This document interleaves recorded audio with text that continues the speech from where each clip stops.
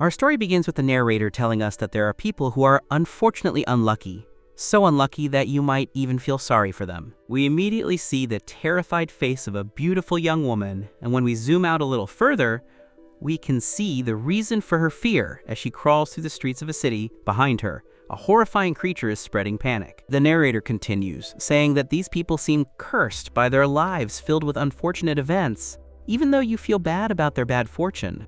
However, you're afraid to approach them, to avoid catching their bad luck. Unfortunately, the protagonist of this story is one of them, and his name is Kang San. But before seeing it, let's learn a little more about him.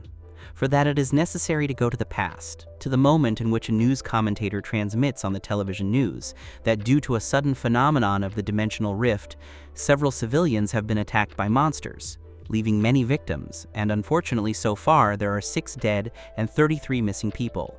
This news is observed by a boy in the company of a girl and an adult. Meanwhile, the journalist continues to report that among the dead, it has been confirmed that some parents and guardians were among the victims who at that time were on their way to pick up their children from daycare. The scene was heartbreaking. The saddest and most serious thing about the matter is that in the blink of an eye, our protagonist had lost his parents. However, this would be the beginning of his ordeal, as his distant relatives stole his inheritance, causing him to grow up as an orphan and in terrible conditions. Perhaps this was the reason, the pain and misery, that from a very young age, Kang-san carried an intensity that was not in keeping with his age, a firm and unbreakable determination. As time goes by, we see that he was a driven young man with a great desire to excel, capable of waking up at 4 in the morning to go to work, working as a dishwasher, and he could barely sleep 4 hours a day, trying to alternate between his studies and part-time jobs. His focus and determination were seen to bear fruit, accompanied by his intelligence and talent. Unfortunately, the problem is that fate never granted him a shred of bad luck from a very young age with the death of his parents, and his bad streak continued as he grew up during his studies despite his efforts. Once, during an important exam, his appendix burst and he failed. For his next exam, the bus she was traveling on to take the test was involved in an accident, resulting in several injuries. Even his bad luck could not be so serious and sometimes even ridiculous, so much so that one day when he was about to leave home, someone left a bicycle parked outside the door of his house, which unfortunately blocked the opening of Kang-san's house, so he could not attend school all day. And between the accidents and these fortuitous events, there was only one obvious ending, the label of failure. And that is that he forgot to enter the hunting academy. And that is that even wanting to get a normal job became impossible. And with nowhere to go, our prota placed his hope in one thing, awakening being the shortest path to becoming a hunter. In another scene, they explain a little more about being a hunter, and that the gods can choose certain people for such a task. There are people who are born with a natural talent from the moment they are born and take their first breath, but it is at the age of 20 that their abilities can be artificially awakened to enter the path of becoming a hunter. From that day on, Kang-san did not allow himself to slack off or rest for a moment. As a result, and we start with a scene where we see an F grade on a test. A young man reads the results of a test and explains to the prota that he has obtained an F grade and that he should forget about statistics, since he doesn't even possess any ability. And if natural talent is something that serves to place him in the top 1%, then this result shows the opposite. In fact, I would put him in the bottom 1%, something that leaves Kang-san baffled, and even the office worker who had given up on becoming a hunter couldn't hold back his laughter when explaining his situation to the prota, shattering Kang-san's dreams. And so, as time went on, this was done without mercy, and 25 years have passed until today. And the next scene starts with a huge wolf-like beast, launching a swipe which hits a young man's shield. From the impact, we see how one of the bones inside his body breaks internally, causing him pain. However, the young man does not stop and continues fighting the monster, and with his hand, he manages to hold and stop an attack from the beast. Then with both hands, he tries to stop the wolf's advance, and it seems that it costs him a little. He then manages to overpower the beast, causing it a little pain. And with a skillful movement, he connects a knee directly to the face. He manages to send the beast to the ground with great force. Then he turns around while shouting at the person accompanying him to use his magic already. But the person only answers that they should continue as shields, while he manages to perform the attack spell. This answer does not please the one who is defending himself from the beast very much. In a slightly closer shot, we see that in combat, there are 2 people acting as tanks and 1 as a mage, who are facing 3 beasts, while one of the people thinks about how he didn't give much thought to forming his team, and that he should have known it the moment he was asked to join. One of the tanks, or so-called meat shields, has lost an arm, and we realize that they are trying to buy time so that the mage can perform the spell, since he is the one who should destroy the enemies, but unfortunately he is not doing his job. Then we find out that this type of monster is a gnoll. It is a type of beast with a dog or wolf face and a super developed humanoid body, which is not relatively harmful, but it is somewhat strong, and without the magic of the mages, a human shield of rank F, recognizing that it is our prota, it is somewhat difficult to overcome, although one of this rank struggles to control even 2 of them at once. And so we see how Kang-san has barely managed to knock down one while facing another. Finally, the magician tells them that he has successfully performed the spell, that it is done, and that they should get out of the way. With a confident look, the wizard says he will finish them off in one fell swoop. Both human tanks rejoice, saying that the attack is finally over and the beasts also remain waiting for the attack. With the phrase, "magic fireball," the magician throws a fire arrow, as if he were a lethal archer, which goes straight to the beasts with great speed. But despite the weight, it doesn't get very far, leaving the monsters surprised, to which Kang-san becomes enraged by the result, and he shouts to the magician that all his waiting was wasted with that shot that ended up on the ground. Suddenly, Kang-san realizes something. A sword falls to the ground, and it belongs to his companion, the tank, who has been caught on the ground by one of the gnolls. While he is dying, he asks to be saved. Then, our protagonist yells at him to hold on, that he is coming to help him. But suddenly, Kang-san realizes that something is happening right behind him. When he turns around, he yells at the wizard who opened a portal without telling him, and is leaving them. The magician only answers that it was a mistake, since he thought everyone was about to die, something that infuriates Kang-san. The magician then, on the other side of the portal, responds to Kang-san, admitting that he feels a little ashamed for running away, especially since he is the one who had the idea of the raid, but that this is how things are, and one of them must survive. The magician continues speaking, while explaining that honestly he should not prefer a death in vain, so he excuses him and more because he considers the prata as a meat shield, a title that infuriates Kang-san. Annoyed by the title, Kang-san sees how the portal closes. With the magician leaving, people called him Meat Shield, although in reality his title was Tank. Nobody called him by his role. Because, according to others, people like Kang-san, who had no real power, were just disposable objects.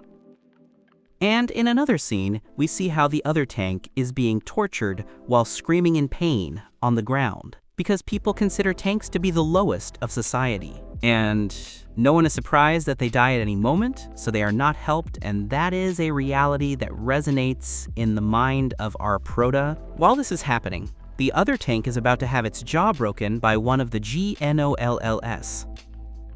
Unfortunately, Kang-san also tries to flee towards the portal, leaving the tank to its fate, since according to him, his only option is to flee. As he runs, Kang-san thinks that if he risks his life trying to save the tank, his entire existence will end in a death that served no purpose. As he approaches the portal, thinking that it cannot be the end of his life, he refuses to have a meaningless death. But suddenly the portal disappears and a figure emerges from nowhere, while a voice resounds telling him that he has been chosen by Asmoon, the god of trials and suffering. This leaves Kang-san a little puzzled, and in front of our prota, he sees an intimidating female presence looking down at him from above, on a wall that has appeared out of nowhere, while he shouts from the ground what has happened and where the portal is. Then, without saying anything or moving, Kang-san asks again for the portal, and then the young and intriguing woman makes a gesture, and then, staring at Kang-san, she shouts that from now on he must face the test to atone for the karma of his life. Kang-san just tries to cover his ears from the scream while he tries to understand what they have told him, especially the part about his past life. The young woman immediately jumps from the heights, landing right in front of Kang-san. He covers his face because as the young woman falls upon hitting the ground, some debris bounces directly into Kang-san's face. Still in shock, Kang-san is pierced by the sharp claws of one of the GNOLLs, and she, in front of Kang-san, tells him to please make the right decision. But before continuing, we return our story with the other tank that was on the ground, and we see it face to face with a gnoll. while he screams and uses all the necessary strength to avoid being destroyed by the monster. But who is this tank?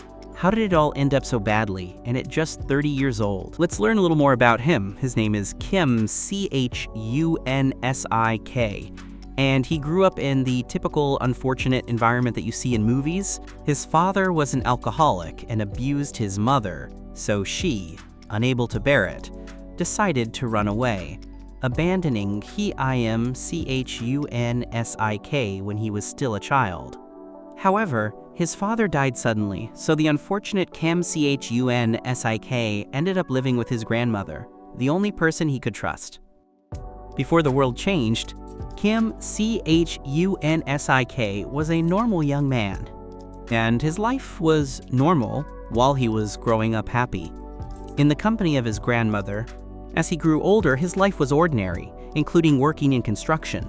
But something changed in his life, news that would rock his world, when he found out that his grandmother was sick and needed a lot of money to cover her treatment. And unfortunately, one day, her grandmother became more seriously ill due to the strange illness, and there was no way for Kim Chunsik to get the money quickly, so he urgently needed to earn a fortune, regardless of his own life.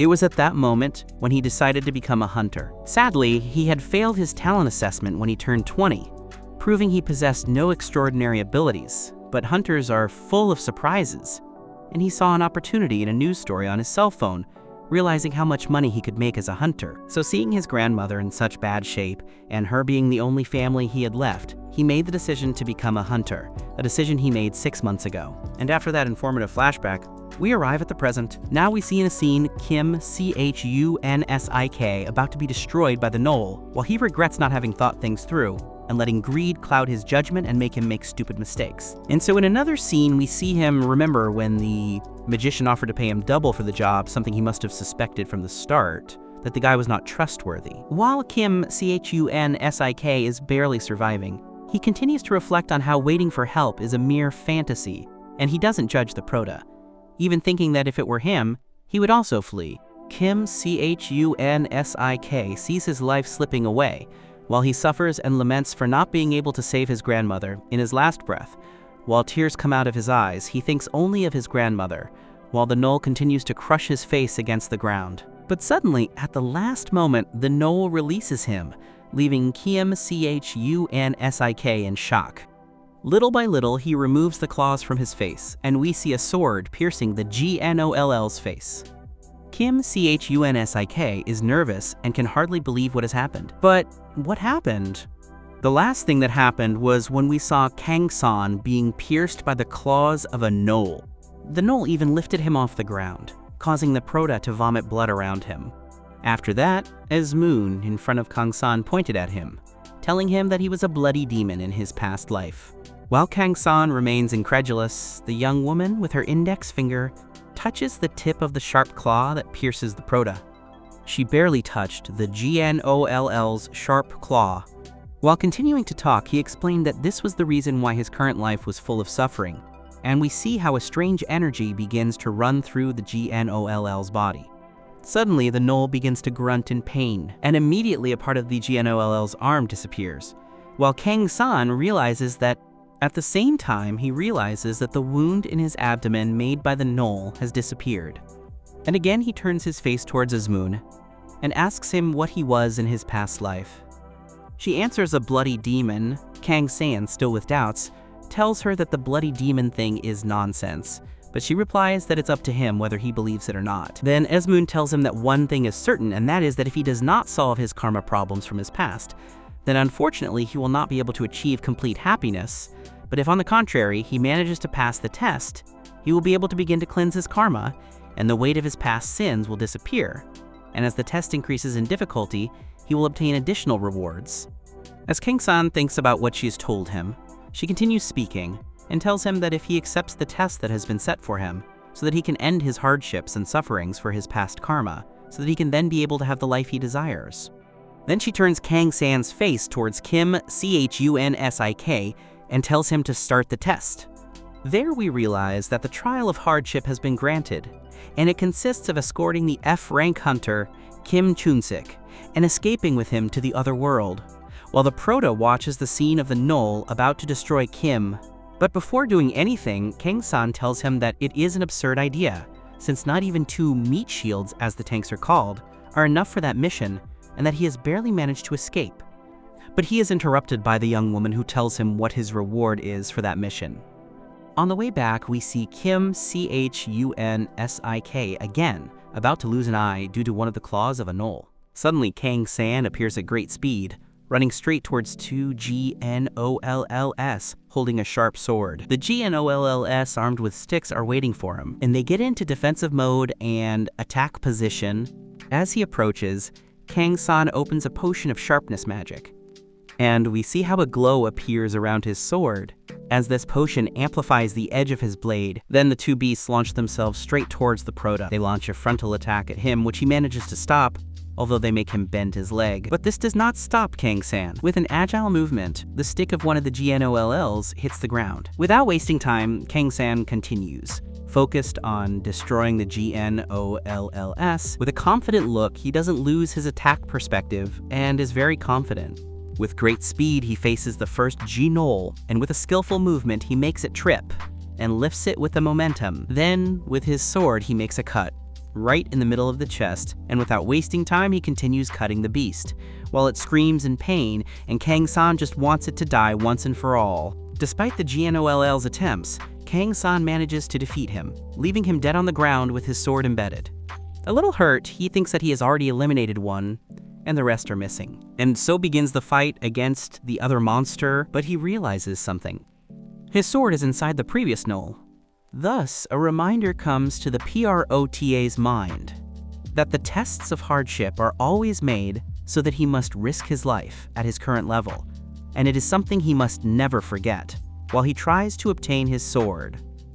He finally manages to recover it, while cursing the beast when he is facing it. Thus, the fight between the 2 takes place, and the Prota, without letting go of his weapon, manages to wound the Knoll, causing him a lot of pain. Without losing his concentration, Kang-san pierces the monster's right shoulder and slowly breaks through the animal's thick hide. Despite the difficulty, he finally manages to kill it with a wound to the abdomen, leaving the beast lying on the ground. Then he tries to catch his breath. A little exhausted and trembling from the fight, he grabs one of his weapons again. While running towards the sword he has in one of the GNOLLs, seconds later, the bright energy appears again near his sword. Kang-san prepares and focuses, looking at his target, and with an agile movement he throws his sword with all his strength and at great speed. The sword pierces the skull of the 3rd Knoll, while Kim Chunsik from the ground watches the scene live. As the last Knoll falls, Kang-san can barely stand. The tired Prota is about to fall to the ground, until finally, he ends up on the ground exhausted from such a fierce fight, while it is observed that he was granted the clearance of his first test of hardship, and that the promised reward will be granted to him shortly. And we start the scene with the reminder of the achievement obtained. Then we hear that they are trying to wake someone up, and then we see Kang-san on the ground exhausted, and they are slapping him to make him react and wake up since he was unconscious from the fight. Finally, in pain, Kang-san slowly opens his eyes, and the one who is trying to lift him up is Asmun, who told him about karma. After so many blows, Kang-san reluctantly wakes up completely. The young woman immediately gives him a paper, telling him that the promised reward is there. Kang-san, a little disappointed, tells her that the reward is a simple piece of paper, and she replies that he should be more grateful that she printed it for him and not complain. She looks at him with a bad temper, and while the Prota is reviewing some information in front of him, Asmun sarcastically says that the world has changed, while explaining to Kang-san that he has not yet completed the test, and that he is only being rewarded for finishing off the GNOLLs, and that next time he should not faint. And then crumpling the paper, she says goodbye, to which the Prota is amazed and cannot believe his reward. Kang-san gains a healing aura, which allows him to heal his own wounds or those of an ally. He also gains the growth-type ability, Guardian's Will, which increases his defense for each enemy he faces, and other descriptions of this ability. He also gains the Steel Sword skill. Interestingly, most hunters only have 1-star skills. The Prota, still seeing his reward, thinks that D-rank hunters or higher can obtain 2-star skills, and that to have 3 stars, both skill and a lot of luck are needed. And so Kang-san begins to celebrate his achievement, and thinks that his effort was worth it in not dying. Suddenly, Kang-san pauses his celebration. There, he remembers what the young woman told him before disappearing, and that is that she had not yet completed her test. Then he turns around and sees Kim Chunsik on the ground, and he knows he must rescue him and escape to the other world to complete his test. Without wasting any more time, he approaches Kim Chunsik and apologizes for getting distracted while he tries to see if he has died. While checking him, he realizes that Kim Chunsik is losing too much blood, and that if he continues like this, he won't be able to do it. So he thinks about what he can do. Suddenly, an idea comes to his head. Kang-san decides to use his recovery aura, the ability he just obtained. While analyzing that this is the reason why they gave him that ability, Kang-san gives words of encouragement to Kim Chunsik, telling him that he will be fine. And little by little, he tries to cure Kim Chunsik using his ability so that he does not die, while the energy emanating from Kang-san begins to travel through Kim Chunsik's body. In another scene, we see the Hunter Management Office, like a human resources or recruitment department. Someone is seen walking down the hall toward the office, and there we see that it was the magician who had fled from the fight. As he opens the door, he asks why they called him. Looking inside the office, there are some agents with glasses and caps who invite him to sit down. The agents ask him if his name is Moon Sung-min, as they want to ask him some questions, and behind them is our prota. After an exchange of glances between Kang-san and Moon Sung-min, the latter looks at him surprised at how he is possible there. But the officers invite him to sit down, something that Moon Sung-min doesn't like. A little reluctant, he tries to flee the place, but the agents tell him to stop and proceed to arrest him. Then Moon Sung-min runs out of the office at full speed down the hallway, but despite his efforts, he is caught. An officer arrests him on the ground and reads him the crimes for which he has been arrested, and the reason is that during his incursion into an F-range zone, he abandoned his companions and fled the scene. The agent continues speaking, while explaining that leading a group and intentionally abandoning them to die in the other world is a serious crime. Then Moon Sung-min tries to explain that if they have any proof, he only left the place because the fight was lost. Then one of the agents shows him something, and they have everything recorded. Moon Sung-min can see the whole scene, and they explain to him that with 2 tanks and the amount of GNOLLS present, it was possible to have won, but when he failed his spell, he only preferred to flee and not continue, for which, with the evidentiary video, he will be presented in court. Moon Sung-min, on the floor, only stammers that the Protahao could record everything. Minutes later, the Prota is in the hallway, and then slowly one of the agents approaches, and she thanks him for the evidence he provided for the case, and that she regrets the situation she experienced. She goes on to explain that they constantly receive reports of attempted murders in the other world, but due to lack of evidence, it is difficult to prove them. Kang-san replies that this is why he always records his raids, while inside he laments that this is why he spent so much money buying the cameras. In another scene, they explain that if someone commits a crime in the other world, there is no way to stop them, and that is why people investigate their peers and invest time to prepare. In a flashback, we see that at the moment Moon Sungmin's fire arrow fails, he loses his composure, and sure that the GNOLLS were about to destroy them, he abandons his companions and felt no remorse. And it is that the tanks, considered meat shields, many times only because they have been paid, let them die, and besides, nobody in that world cares about their deaths. Something that makes the Prota think. The agent then asks him why, if he is an above-average tank, he is playing that role. The agent continues and informs him that if he enlists in the army, they will give him specialized weapons to fight monsters, making his life easier. Kang-san replies that firearms do not work on monsters with hardened skin. Kang-san continues to explain that he has already had bad experiences, so he leaves nothing to chance. Then the Prota remains reflecting, while thinking that's why he wants to grow stronger by being a hunter. Minutes later, Kang-san celebrates and hopes that Moon Sung-min rots in jail for 10 years for what he did. Then we see some steps. A face approaches the Prota. It is Kim Chunsik, who recognizes him and asks if he is Kang-san, falling on his knees before him, thanking him for having saved him. In another scene, we see that a few days had passed after the attack, and there we see that Chunsik wakes up in pain. and with bandages in a medical center, thanking for having survived. Again, we see a flashback of the fight that occurred in the combat with GNOLLS, and how Kim Chunsik is badly injured on the ground, and near him is the Prota badly injured, back in the hospital bed. Kim Chunsik realizes that it was he who saved him, since the magician fled, and he should have died on the spot. Then he wonders how he saved him and why he did it.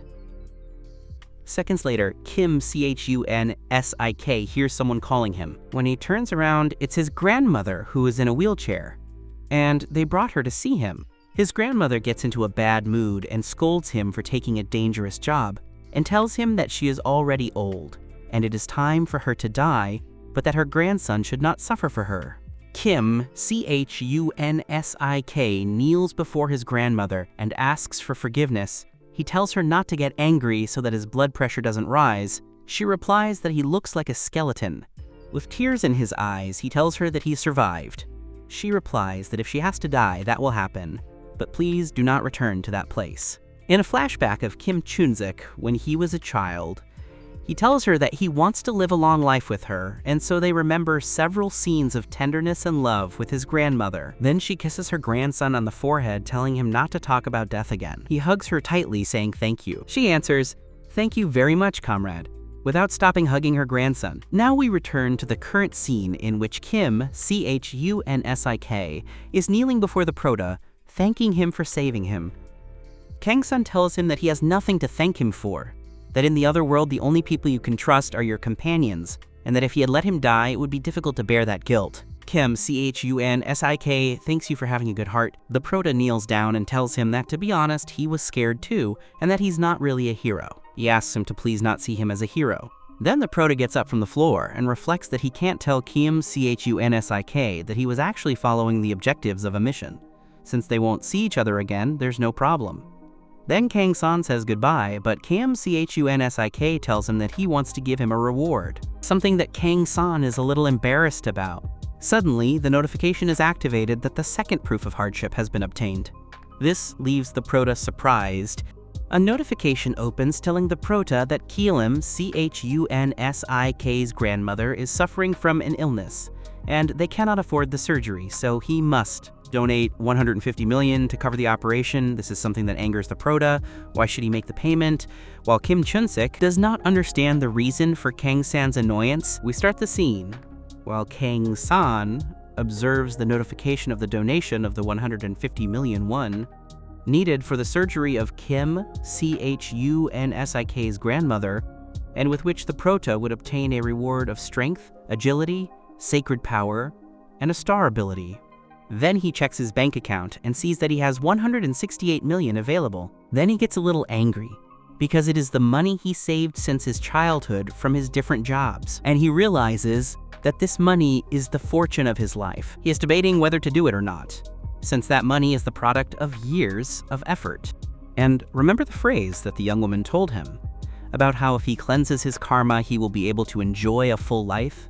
We then see him sitting in a restaurant, and in front of him is the goddess Asmoon with a more modern outfit, and informs him that once he starts as an apostle, there is no turning back, and if he rejects the mission, he will lose all the rewards obtained and his karma will be increased, and his death will not be insignificant. On the contrary, he could remain in a vegetative state or unable to take his own life for all eternity. So the Proti is faced with a dilemma, whether to take the test or not, so he thinks it is a disaster. From the moment he began his path as an apostle, Kang-san continues to think about what to do, taking into account the benefits and that there are rewards that haven't been mentioned or should be everything, but the really important thing is that if he doesn't pass the test, you would lose the opportunity to receive benefits and a future third test. Suddenly, a kind of advertisement is seen in which someone shouts to the hunters that the fortress provides them with enormous riches. So the Prota assesses that if he manages to level up, then he could quickly recover the amount of 150 million, and that with his current F rank level, it is of no use to him, so bartering is a great opportunity. Kang-san is still thinking about what to do. Without letting go of his cell phone, remember that the rewards are safe with Asmoon. Then the Prota holds his cell phone, despite his doubts, and he contacts someone, so that he can communicate with the administrative department to carry out the procedure. You will then receive a notification informing you that the test has been passed and that the reward will be awarded.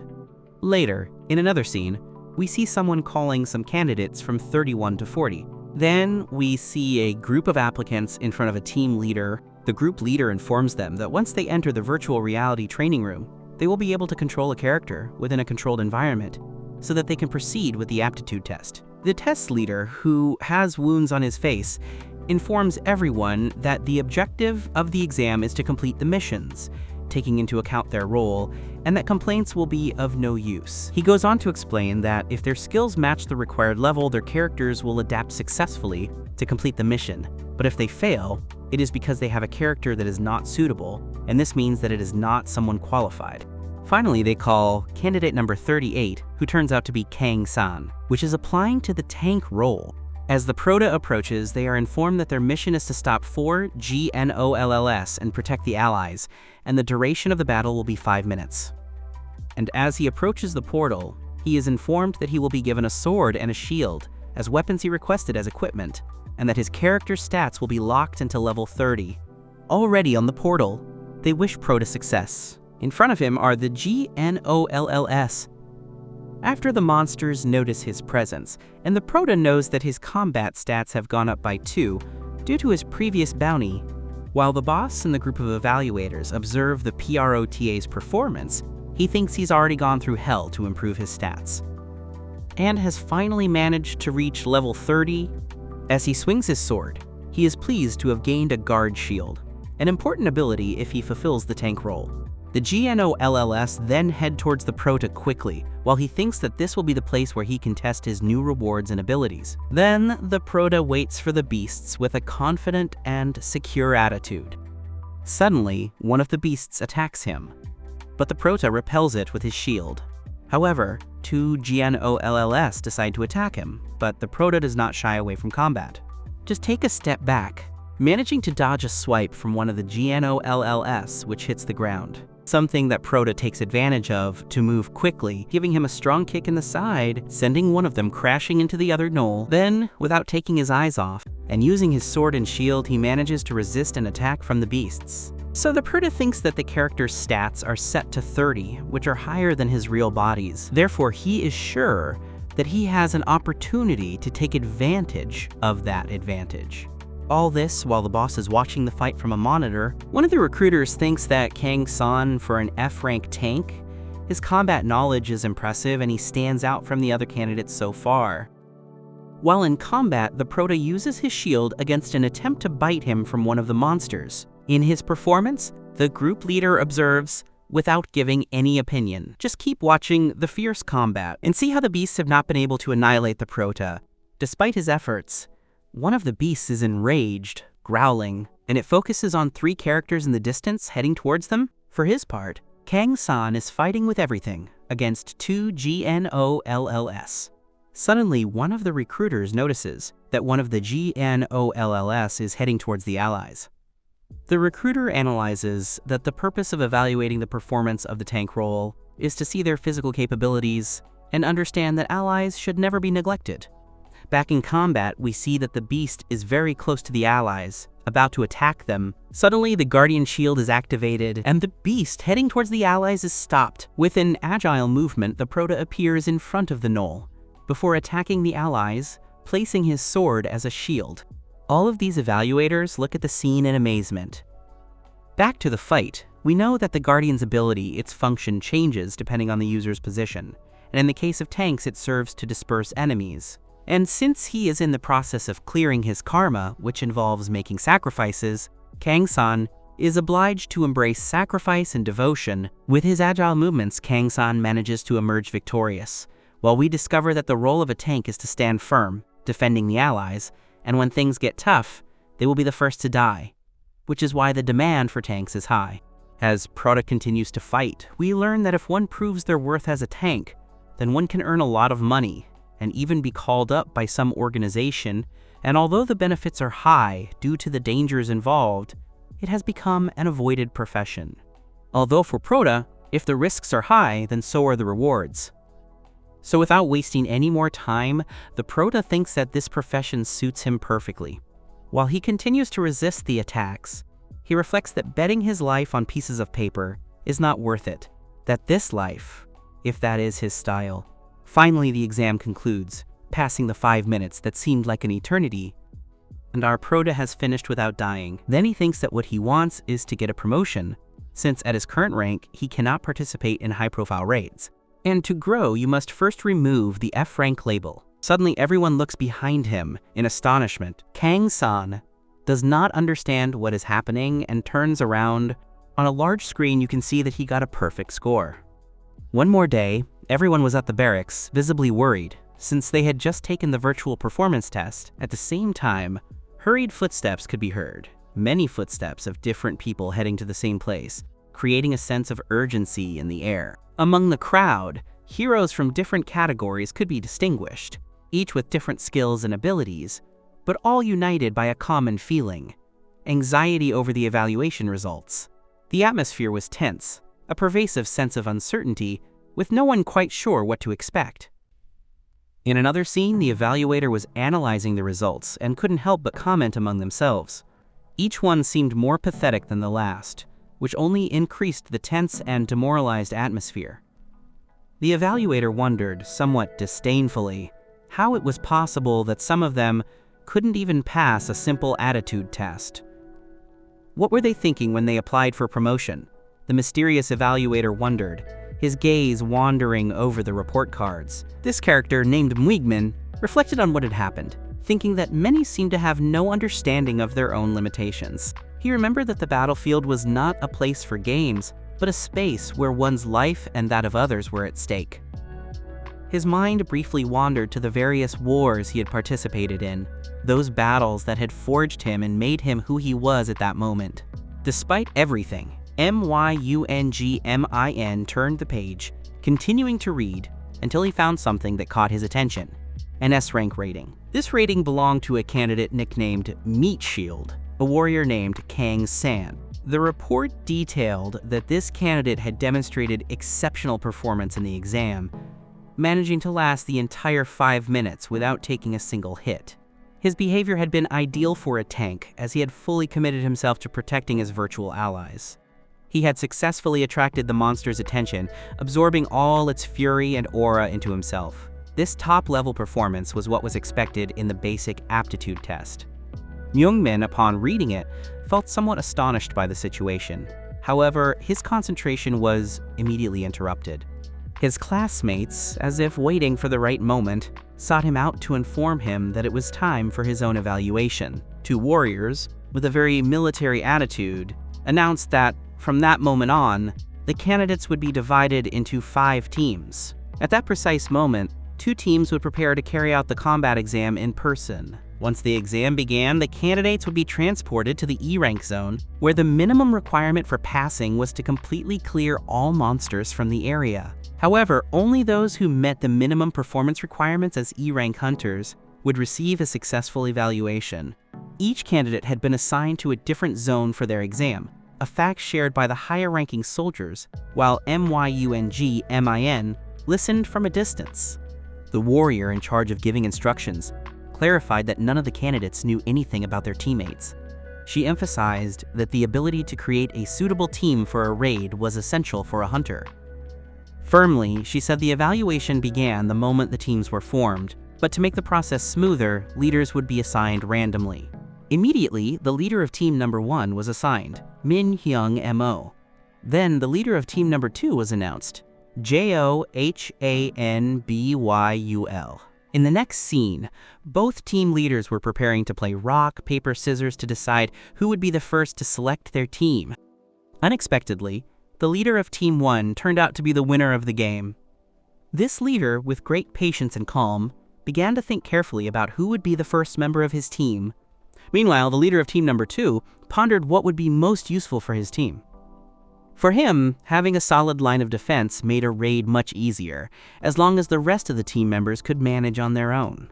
Min Hyungmo decided to choose the person on his left, a potential tank, believing that having a good tank was essential. Now it was Johanbyul's turn. He thought that of the 2 people left available for the tank role, the remaining option was our protagonist. Hanbyul looked at Myungmin, who looked thin, without much strength or obvious skills, and wondered if he could really be considered a tank. Despite his doubts, he thought having someone who could pretend to be a tank was better than having no one at all. So he decided to keep him. With each round, the leaders of the other teams also selected their members, completing the formations of all groups. Once the selection process was over, Myungmin, as the leader, officially declared that they were now a team. With a serious look, he reminded everyone of something important. In a real battle, there would be no one to help them. The upcoming combat test would be even more difficult, and the slightest mistake could mean death for one of them. He gave them 30 minutes to carefully coordinate a strategy, making sure they were ready for what was to come. "We'll see each other again in 30 minutes, he said as the members of Team 1 discussed how, thanks to the solid line of defense, they felt much more confident going into the exam. The leader firmly tells them that as long as they stick to their roles and follow the established rules and procedures, everything will be fine. He then asks each of his team members to share their specialties, seeking to clearly establish each one's strengths before the test begins. Meanwhile, on team number 2, the atmosphere is completely different.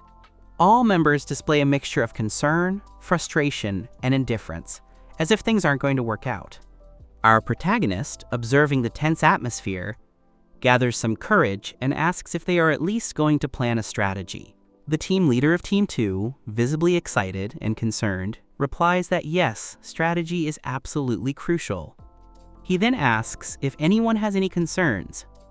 If so, he promises they'll meet to try to resolve any issues before the exam begins. While all this is happening, in the distance, Warrior Kim is completely absorbed in what is about to happen. S-rank candidate Warrior Kang San has achieved the worst possible results in his awakening. Although he has been working for years as an F-rank meat shield, he has solid fundamentals but lacks real talent. This detail deeply worries the leader of all the teams. The leader reflects that, although Kang San's attitude is remarkable, his lack of true talent as a hunter is a significant handicap. This thought keeps him uneasy as he waits for the exam to begin. After 30 minutes of preparation, it's finally time for the exam. Team 1 is the first to enter the combat room. With a special formation that includes a tank, a swordsman, an archer, a dagger expert, and an advanced mage, they advance cautiously. However, suddenly the tank, leading the front line, warns them to retreat after receiving a heavy blow from an enemy. The team leader, in a decisive tone, asks everyone to report the situation immediately.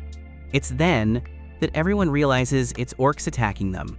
The tank, without wasting any time, uses his Iron Body ability, which temporarily increases his defense by 5%, while continuing to take heavy hits from one of the orcs. HYUNGMO, the team leader, quickly analyzes the situation and notices that there are 3 orcs in total, and tells the healers to take care of the tanks while the rest of the team takes care of attacking the enemies. The archer, for her part, shoots an arrow at one of the orcs to distract him and give her companions time. With great skill, the leader approaches an orc and strikes at it, running it through with his sword, and in the process, hits another orc with a precise blow. All this happens while another, seemingly stronger enemy approaches from behind the leader, putting his position at risk. Meanwhile, the orc fighting the tank complicates things for the warrior. The tank, however, refuses to be defeated and applies his Guardian Shield, just as the orc prepares to deliver a devastating blow. The monster slams the shield hard, but the tank, far from feeling defeated, is thrilled to see that it has managed to withstand such a powerful blow. Despite the tremendous pressure, the shield seems to hold firm. Soon after, several more orcs begin pounding on the shield, overwhelming the tank, but he remains steadfast, bravely taking each impact. The team leader looks at the situation with a calculating eye and comments that, although the tank seems to be struggling a bit, with 2 healers supporting him with buffs and heals, he should be able to withstand this attack and overcome the difficult situation. While the leader reflects on this, the archer follows her part of the plan. She nocks an arrow with precision, ready to fire and continue the attack according to what had been agreed upon in her strategy. However, at that very moment, a very loud and threatening roar echoes across the battlefield, causing the leader to quickly turn around. As he does so, he sees many more enemies approaching, further escalating the tension in the area. Large orc horde is rapidly approaching, creating unstoppable pressure on the team. The team leader, watching the horde advance, counts the orcs and realizes there are 8 more, increasing the number of enemies on the field. The orcs who initially attacked the team were actually just a scouting party. further exacerbating the situation. Meanwhile, Mayen, sword in hand, slashes at one of the orcs with precision. Without wasting any time, he runs to his team, shouting that they must quickly retreat and seek cover behind the tank to regroup. The shield warrior, completely focused on his task, continues to protect himself, while the mages on his team rush to attend to him, healing his wounds so he can continue to resist. The healers urgently shout to the tank to hold the line. They warn them that if they fall back, the battle will be lost for everyone. While all this is happening, a small drone hovers overhead, silently observing. This drone is operated from a distance by Kim Myungmin, who, with a disappointed expression, watches as the team finds themselves trapped in such a complicated situation. With a sigh, Myungmin takes the microphone to communicate with Team 1. Through the drone, he informs them that there's something many candidates often overlook. The government's rank system isn't just a matter of honor. It's designed to ensure that each rank is associated with a certain level of skill. Simply put, an E-rank hunter is expected to be able to handle E-level raids. A hunter of this rank should be competent enough to complete an E-rank raid without a hitch. The tank continues to fight, resisting what appears to be an avalanche of orcs. Myungmin continues his intervention, explaining that if a tank were able to deal with that many ogres on its own, it wouldn't be participating in an E-rank exam. In that case, it would already be in a higher level exam. This is the harsh reality they must face, the evaluator tells them. The magicians, observing the situation, think they should perhaps stop the exam, but Myungmin is clear that to pass the live combat exam, it's not enough for just one team member to be skilled. The entire team must be up to par. If they aren't, everyone will fail. The leader of Team 1, understanding the evaluator's words, states that he is right. If the tank fails, everyone will be dead. At that precise moment, Min quickly turns, issuing new instructions. He tells the healers to continue supporting the tank while the orcs stay busy on the front line. The team must flank the enemies from behind. Determined, Min dashes forward and strikes one of the orcs with his sword, instantly eliminating it. Meanwhile, the tank continues to resist the attacks, but it's not alone. The archer takes a favorable position and fires, hitting several orcs squarely and eliminating them. Seeing this, the orcs realize they're being eliminated one after another, which unnerves them. The healers continue working at full speed, healing and buffing the tank to keep him on his feet. Despite the pressure, the team continues with their strategy, and at that moment, it is announced that Team Number 1 has successfully completed their mission in the E-rank zone.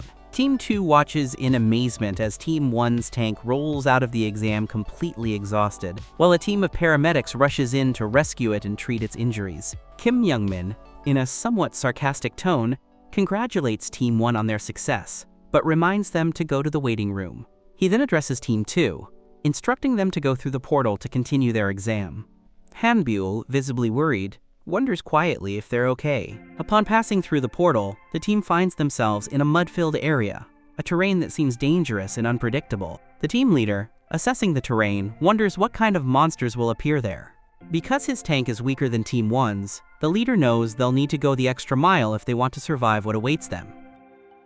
All team members reflect on what they must do, aware of the complex terrain and the potential threats that could arise.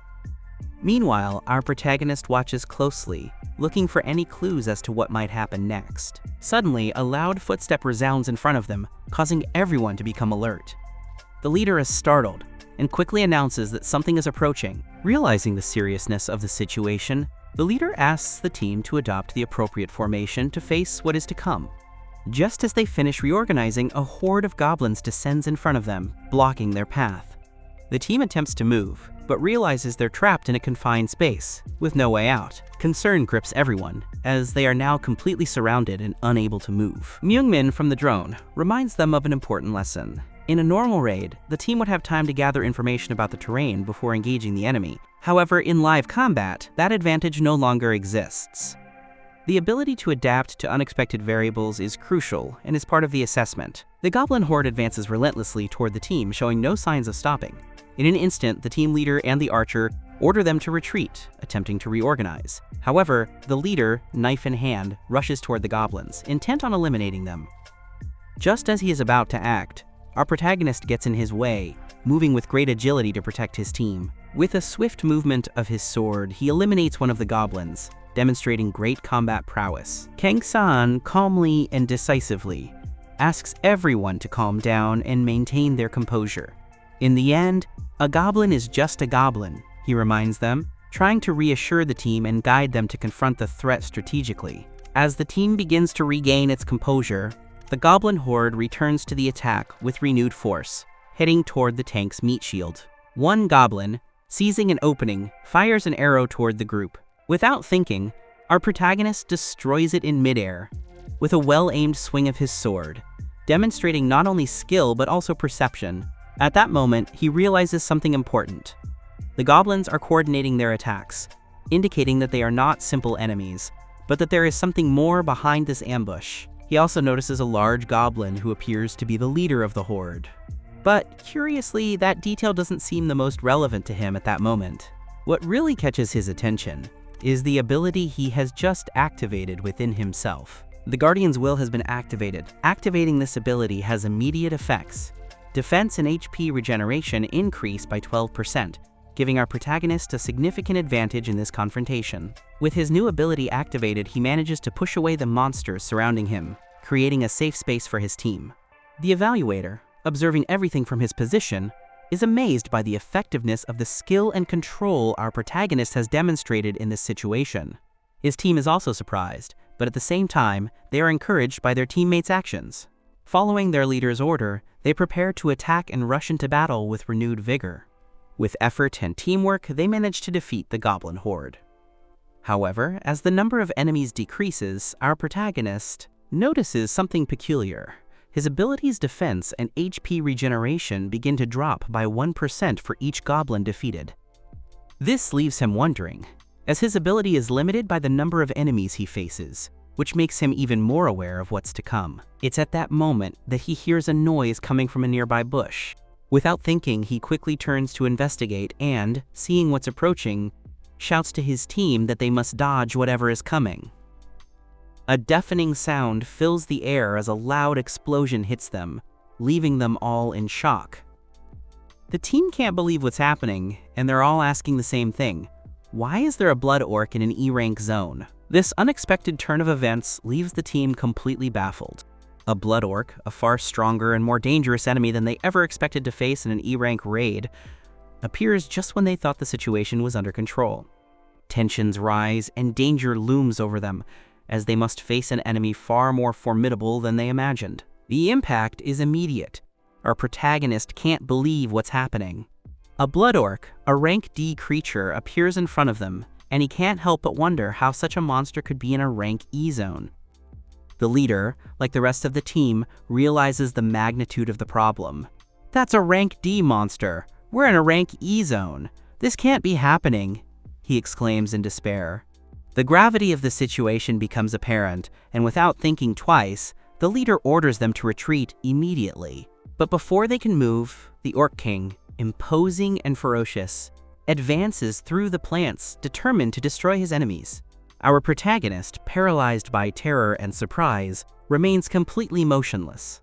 He can't make a sound or move a single step, and it's at that moment that we realize why. Pinned to the Orc King's shoulder is Asmun, who, with a playful expression, mocks our protagonist, as if this were all part of a game. Somewhat annoyed and indignant, our protagonist wonders what she's doing there. Asmun's presence is not only disconcerting, but also adds further confusion to the already chaotic situation they're experiencing. Meanwhile, outside the portals, the authorities and those in charge of the assessment are questioning the presence of such a monster in an area that doesn't belong there. All of this is captured by the surveillance drone, which is observing the team's every move. The support team's concern is palpable. How is it possible there's a blood orc in an E-rank area? They ask, as everyone realizes the exam has just turned into a complete disaster. Conducting an exam in a blood orc's habitat is absurd, they state. The exploration team, also confused, wonders what happened. They had checked the place 3 times and found no sign of a blood orc. "What's going on? This doesn't make sense!" they exclaim. They claim that if any candidate were to die due to this mistake, the consequences would be disastrous. With all this uncertainty, the decision is made to halt the exam and reschedule it. However, the support and evaluation team is ordered to wait a little longer, to observe more closely before making hasty decisions. That's when warrior evaluator Kim Myungmin intervenes, urging patience. What do you mean by waiting? Are you telling us we're going to delay this process any further? What if a candidate suffers the consequences? They ask. Myungmin calmly but firmly replies that he's aware of the situation. The media is keeping a close eye on us because of the recent test deaths. But trust me, I'm not foolish enough to make the wrong decisions. If the situation gets really dangerous, I will intervene, he assures. He asks only for a little more time to see how the situation develops on the ground. The support team, clearly worried, begins to murmur. Are you kidding? The hero was banned from the field for this very reason, and now he's going to endanger the lives of innocent candidates, they complain. Despite his misgivings, the support leader assures Myungmin that he will take full responsibility for whatever happens. But the supervising warrior replies that he will have nothing to do with it. While all this is happening, in a different scene, the goddess communicates with our protagonist. She informs him that he is in the third trial of hardship, and that the difficulty has increased due to his karma. She warns him that his mission is even more complicated than he thought, as he must ensure the return of each of his teammates alive. This is, without a doubt, an extremely difficult mission, possibly one with no return, and the weight of those words falls on him like a millstone. The goddess tells him that if anyone dies at the hands of the blood orc, that blood will flow through his hands. Our protagonist, frowning, tells the goddess that her voice echoes in his head and asks, confused, if no one else can see or hear her. The goddess calmly explains that even if just one person dies, karma will return to him, and that he also has a responsibility to bring everyone back safely, in one piece. You faced this before and succeeded, she tells him. You can do it again, right? Kang San, surprised, says he hadn't expected this situation. His voice is thick with disbelief. The goddess, unfazed, replies that he better do everything he can. The blood orc, with his imposing presence, lashes his weapon at the warriors of our team. The blow narrowly misses the target, but the thunderous impact resonates in the air. Kang San, with a frustrated expression, thinks to himself, he barely qualified for the E-rank exam, and now they expect him to take down a blood orc. This is definitely madness. The orc, relentless, prepares to attack again. Our prota, with suppressed rage, curses the goddess in his mind, and says in a low voice that they clearly want him dead, that all this is part of the karma from his past life. But even so, the warrior exclaims with determination that he will hold him back. The team must prepare to attack, and of course, giving up is not an option. In the next scene, we see how the blood orc launches a brutal blow against our protagonist. Our warrior, with great cunning and agility, narrowly dodges the blow. Seeing that his attack missed the target, the orc smiles sinisterly. With surprising speed, he brings his arm back and lands a second punch. However, our protagonist, with impressive skill, manages to dodge the second attack. At that moment, he realizes that the pressure in the air is so intense that he realizes the force with which the orc is fighting. He realizes that if even one blow connects with his target, this war will be fatally over. The team leader, with his arrows, prepares to attack. In a firm voice, he shouts to his team that the tank is holding the blood orc back, and that now everyone must fight. At that moment, we see one of the warriors, visibly frightened, questioning in his mind what an insane situation they're in. He wonders if everyone has lost their minds. This warrior, filled with rage, blames our protagonist entirely, claiming that this is all due to his lack of sanity. If only he hadn't interfered, he thinks, then the supervisors would have intervened and this wouldn't be happening. It's an accident. What if someone really dies? Who's going to take responsibility for all this? So this determined warrior exclaims that he's not going to do anything, and worriedly wonders what the administration is doing about all this. Meanwhile, Supervisor Guerrero assesses the situation with a serious expression. The team leader, demonstrating his skill, eliminates many orcs with his arrows, landing several accurate shots on the heads of his enemies. At the same time, the sorceress skillfully throws magical logs, using them as projectiles to hit and kill the orcs. At one point, the sorceress throws a log, but the orc, with impressive skill, destroys it in midair. However, the orc doesn't notice that the team leader is behind the wood, and takes advantage of the moment to launch an arrow that goes directly to the orc's face. While this is happening, our protagonist bravely thrusts his sword into the foot of the Great Blood Orc. The impact of the arrow causes the orc to be cornered. And not only that, but the team leader, seizing the opportunity, fires multiple projectiles that impact the beast's body. Kang San, with a worried expression, notes that it is a D-rank monster and that it also has the ability to berserker, which makes it even more dangerous. Just as he was thinking about this, the orc managed to land a fierce blow on the team's tank. The team leader, along with the supervising evaluator, is completely shocked by the situation. Kang San falls to the ground in a brutal manner, feeling how the impact of the Great Blood Orc's blow shakes his entire body. Despite the pain that courses through every fiber of his being, he manages to look up and focus on his enemy. He barely has time to react when he sees another devastating attack coming. With an instinctive movement, he places his shield between his body and the orc's onslaught, absorbing part of the impact. The blow is deafening, so powerful that the force throws him back several meters. The scene is shocking. The warrior falls heavily to the ground, his breathing ragged and his body aching. But the orc doesn't stop there. With unyielding fury, he lunges at him and strikes him mercilessly again and again until he lies almost motionless on the ground. Kang San feels blood gushing from his wounds and staining the ground beneath him.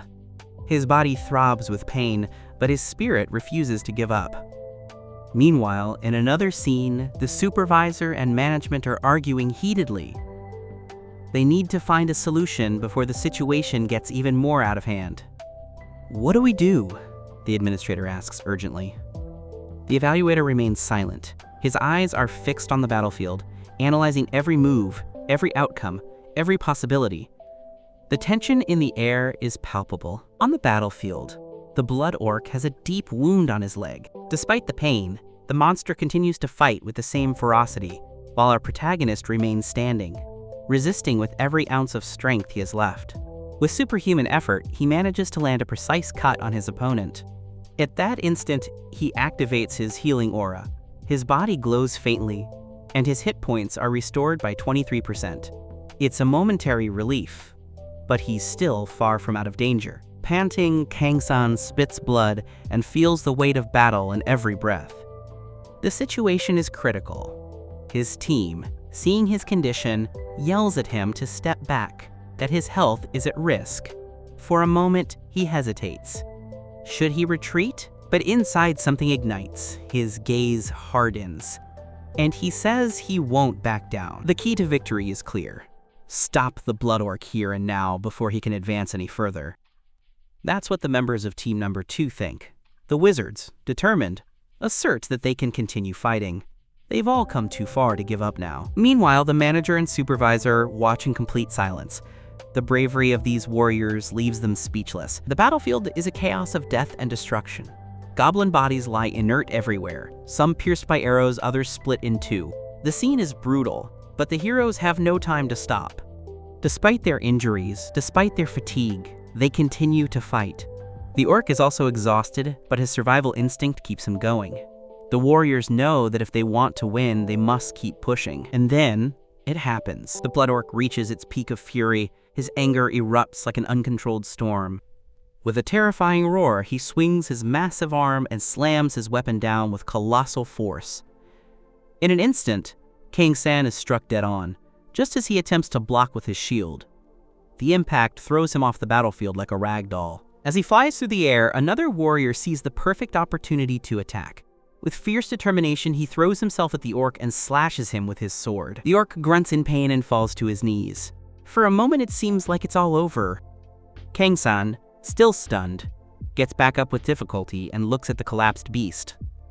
The leader of Team 2, eyes wide open, almost unable to believe it, exclaims, had they succeeded and that they had won the battle. But the supervisor doesn't share the same emotion. Something isn't right. Suddenly, the blood orc rises with a thirst for revenge even more brutal than before. With a swift and savage movement, he throws his weapon with tremendous force, aiming directly at the team leader with the clear intention of ending his life. The swordsman, already celebrating his victory, watches in horror as the weapon approaches at full speed. The blow hits the leader, but the trajectory doesn't stop there. The weapon continues advancing, now heading towards Kang San. The leader of Team 2 reacts instantly and shouts at the top of his lungs, Watch out, but Kang-san is not the orc's ultimate goal. With a chill running down his spine, he realizes the gun is aimed at someone else, someone who, until now, had wanted to withdraw and fail the exam. The warrior, paralyzed by fear, stares at the scene with wide eyes. His muscles tense, his mind screams for him to move, but his body doesn't respond. Kang-san looks at him in despair, and the question arises, why doesn't it move?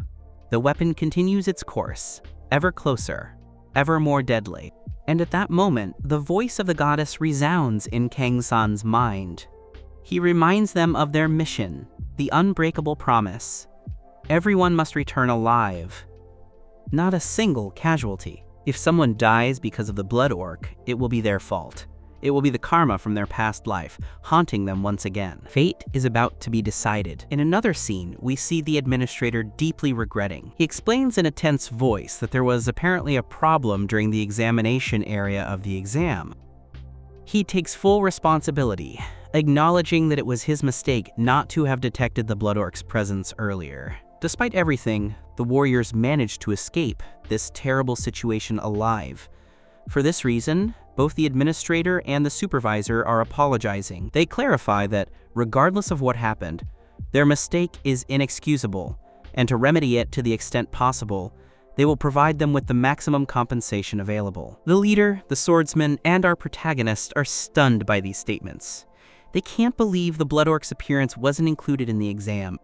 However, as Kang processes what happened, he hears the goddess's laughter echoing in his mind. He laments silently, knowing they shouldn't apologize. All of this was a consequence of their karma. The proctor, with a deeply concerned expression, admits that he should have stopped the exam the moment the blood orc first appeared. Now, he takes full responsibility for what happened, accepting the consequences of his mistake. The warriors watch, in complete silence, as the supervisor bows his head, sincerely apologizing. Behind them, the soldier they managed to save remains standing, still in shock from what he experienced. The manager, in an attempt to calm the tension, takes the floor. However, the supervisor interrupts him in a serious tone, mentioning our protagonist's name. He asks him, with notable urgency, to give him a little of his time, as he has something important to discuss with him. To break the ice, she offers him a hot tea flavored with salmon seal. She also tells him that waffles and fermented beverages are available, inviting him to enjoy them with complete confidence. Without hesitation, the warrior gladly accepts the offer. The supervisor, while observing you closely, mentions that he's been reviewing your profile and has noticed that you've worked as a meat shield for many years. He asks you directly if what you say in your cover letter is true. Our warrior, his mouth still full of waffles, nods.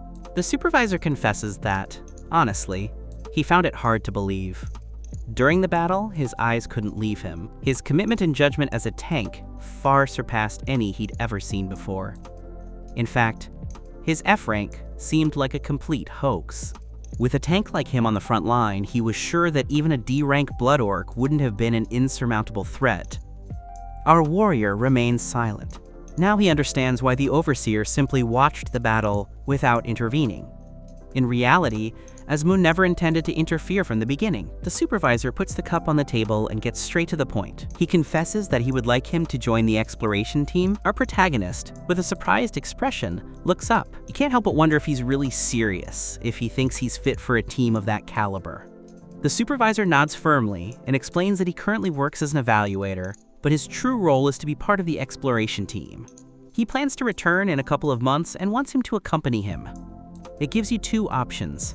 You can sign up as a full-time employee, or if you prefer not to be tied to a single organization, you can work as a mercenary. The supervisor does not hide his admiration. He had seen with his own eyes how, at the decisive moment, Kang-san threw himself into the fight to save his team. He noticed how he activated the Guardian's will, fully restoring his life points and temporarily doubling his defensive power. That act of courage allowed him to stand up at a critical moment. Not just anyone could have done something like that. Without further ado, he places a contract on the table and promises that if he accepts, he'll receive the best possible deal. Our protagonist freezes. As he finishes chewing, he tries to process what he just heard. The Explorers. They are a special force, funded directly by the government. They specialize in eliminating monsters that manage to invade the real world. They are the elite. And now, they want him.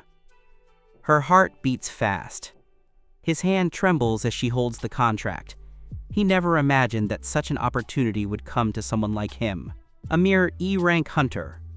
He takes a deep breath and, with his eyes wide open, leaves the document on the table.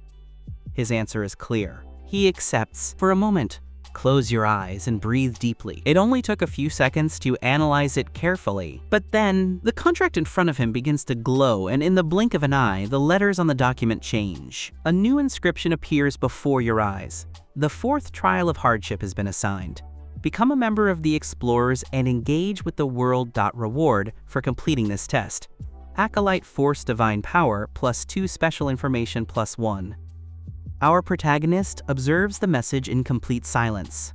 Deep down, he feels he has no other choice. With a determined look, he takes the pen and signs the contract. After accepting, and that the boss clarified him that he had to accomplish everything that was in the contract, and before leaving, Kang-san suffered a pain, and a lot of pain could be seen coming out of his head. The boss asked him if he was okay. Kang told him that he was okay, although he saw a lot of strange scenes in front of him, ending up in a little accident. A week later, Kang-san was getting off from a bus. Then he explained that as soon as he accepted, a lot of information flooded his mind. After enduring such a moment, the system told him to go to Gangwon province. Told him that if he could overcome the dungeon trial, he could obtain fragments of him past life's memories. There is a link where the hidden world and reality connect to the surface. A situation where it connects underground is called a dungeon. Also explains us that on the day when a dungeon is not discovered for over a decade, it opens, and occurs a devastating event that could be described as hell opening. Then he arrived to a hole in the ground. He doesn't care if he doesn't like his memories, he has to get them back. He tries to unzip his sweater, but it is very cold. Then he proceeds to set up a magic fence to prevent monster inside the dungeon from escaping, and after making sure he has enough provisions, he proceeded to enter the dungeon.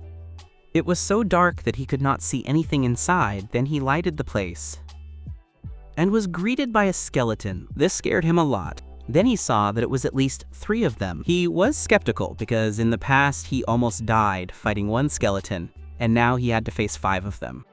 One skeleton proceeded to attack him, but he could easily beat him with his sword, because although they will attack until they are completely shattered, they are weak to attacks imbued with divinity. He thanks to Asmon and thoughts stating that he could do this place easy if there are only dark-type monsters. He stretched his muscles, calming down a bit, thinking that Asmon really wanted to give him a gift for all the hardships he's endured. He picked up his light, then he saw a chest. But when he was going to pick it up, a dark horse was behind him. This freaked him out and also received a blow from that knight on the horse. He was Dullahan. After this, Dullahan tried to land another blow on Kang-san, but he managed to dodge it. Then he activated Sharpness Scroll and landed a blow on that knight, but this one could endure the blow as if that sword was just a fluffy plushie. Then the knight wanted to give back that blow with his giant metal ball. Kang could endure it, although it didn't make any sense to him that the Sharpness Scroll was ineffective on him. While dodging the knight's attacks, he thought that he is most likely to be killed in that place. Then he remembered what he could obtain from beating the dungeon trial, looked at the chest again, and came to mind that he isn't forced to beat that giant knight. The reward should just be given by getting the chest. So he took the chest with his arms and threw a light bomb to the air, leaving the horse blind in the spot. But the knight didn't have a head, so it didn't affect him at all. So proceeded to attack Kang. He guided his blind horse to the enemy. Outside the dungeon, there was still the seal he placed. So when he reached the entrance, removed the seal as quickly as he could, because humans can take it off, but it takes some time to achieve it. Luckily, he could erase the seal on time, barely escaping the dungeon. Then the dungeon closed, meaning that it was not necessary to close the entrance again. Then Kang checked what was inside the chest. There was a water bottle. Then he proceeded to drink it. The system told him that he acquired the trial shield that could merge with the trial shield. After explaining what the technique does, with a good explanation, Kang proceeded to take the other bottle. He drank it, and a man, dying, asking for explanations, came to mind. There was also another man who could not be seen who he was. It is shown a family that now is dead. and the man dying asks the mysterious man why he is killing innocent people, and asks him if he plans to kill everyone in the nation. Then the man is gonna tell him the reason.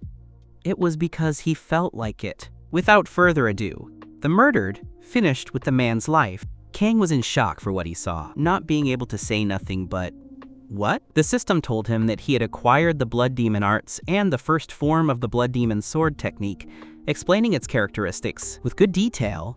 Then we see him as a kid, seeing how a woman is arguing with a man about spending money that was his brother's dead compensation. The boy was crying while the adults were arguing. Then we see Kang in a bus seeing a paper. Then from one moment to another, everything was destroyed. We see Hai in the accident. Then he, in shock and disbelief, says that everything was just because of him. His mom and dad's deaths and the people around died because of him. All because of him. In the next scene, we see him lying down answering the phone. It's his friend Jung Min-yuk who was inviting him to his management company.